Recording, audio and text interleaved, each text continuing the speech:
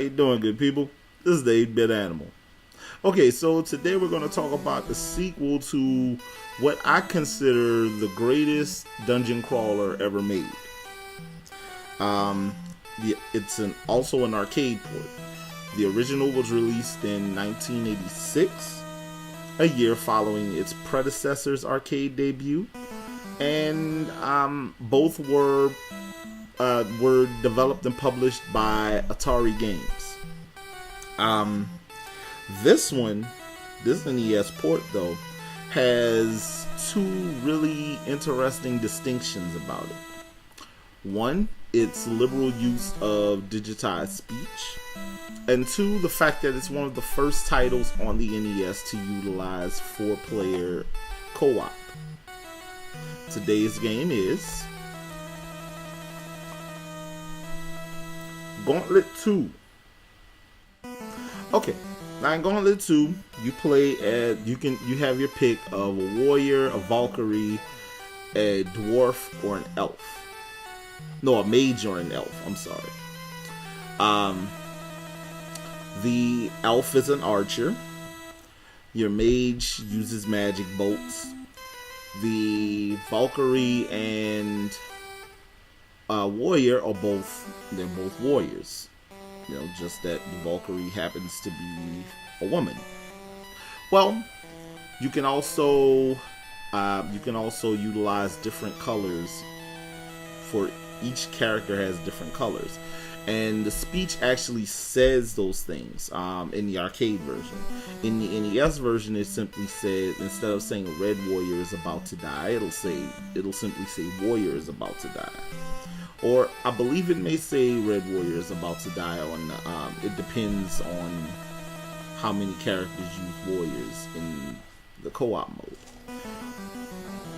Also, there are a number of different power-ups, much like the original title. Reflective shots, invisibility, food power-ups, things like that.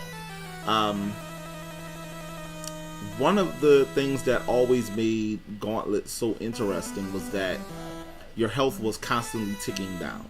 And so you have to constantly find potions and food items to build your health back up. That's still present here. Essentially, everything in this title was in the previous game, except for the fact that each player could pick a different class of character. And the fact that there was so much that there was speech sprinkled throughout the game also. For what it is, Gauntlet 2 is a pretty solid port of its arcade original. More so than some of the other home ports released around the world. Most notably, the ZX Spectrum version wasn't very well received at all.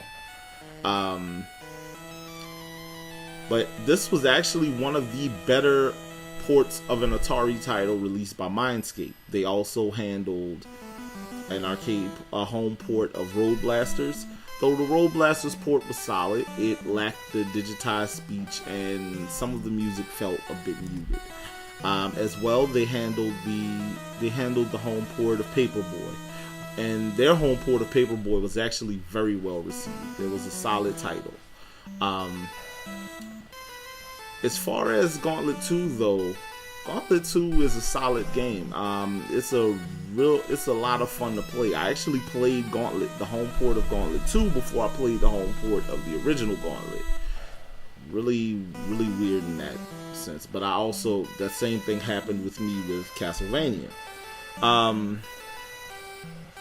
Gauntlet 2, if you played the original title and you're looking to kind of expand on that experience, this is right up your alley. You should totally pick it up and check it out, because this home port is pretty solid and pretty close to that arcade original. This has been the 8-Bit Animal, and I'll catch you beautiful people tomorrow.